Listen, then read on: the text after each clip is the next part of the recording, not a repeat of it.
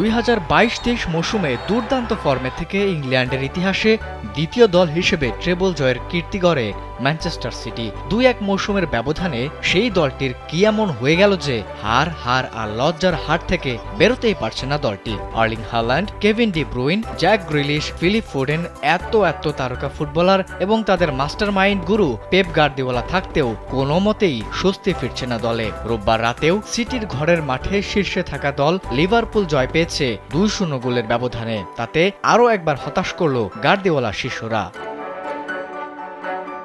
ভিশনের ফুলঝুরি mega অফারে fridge কিনলেই পাচ্ছেন 16 পিসের আকর্ষণীয় গিফট বক্স একদম ফ্রি।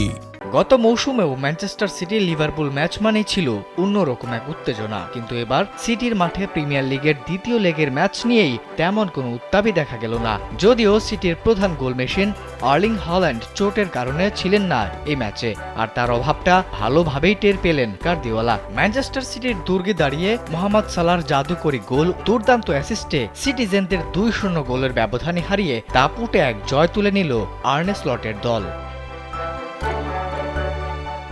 এদিকে 10 বছর পর ম্যান সিটির মাঠে এমন জয় পেল লিভারপুল। 2015 সালের নভেম্বরের পর ইতিহাদে এটি লিভারপুলের প্রথম লিগ ম্যাচে জয়। এদিকে মোহাম্মদ সালাহ একের পর এক রেকর্ড গড়ে যেভাবে এগিয়ে চলেছেন, তাতে করে তার কাছে ব্যালন ডি'অর জয়ের স্বপ্ন একেবারেই আকাশকুসুম নয়। চলতি মৌসুমের লিগে এখন পর্যন্ত 25 গোলের পাশাপাশি করেছেন 16টি অ্যাসিস্ট, আর সব মিলিয়ে 38 ম্যাচে 30 গোল এবং 21 অ্যাসিস্ট করেছেন এই মিশরীয় তারকা।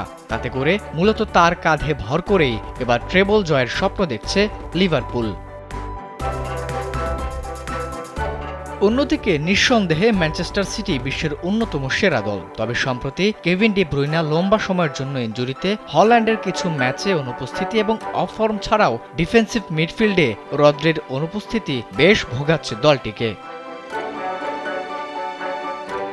ম্যাচের দিন লিভারপুলের বিপক্ষে ভরাডুবির মধ্য দিয়ে হতাশা আর ক্ষোভে ম্যাচ শেষ হওয়ার আগেই স্টেডিয়াম ছেড়েছিলেন সিটি সমর্থকরা। তাই তো সিটি ভক্ত সমর্থকদের আর বাড়তি হতাশ না করতে পরবর্তী ম্যাচগুলোতে নিজেদের ফর্ম ও কৌশল পুনর্বিবেচনার দিকে নজর দিতে হবে সিটিজেন্সদের। বিশেষ করে ইনজুরি থেকে খেলোয়াড়দের দ্রুত ফেরানো এবং রক্ষণভাগ মজবুত করা তাদের জন্য বেশ জরুরি হয়ে পড়েছে।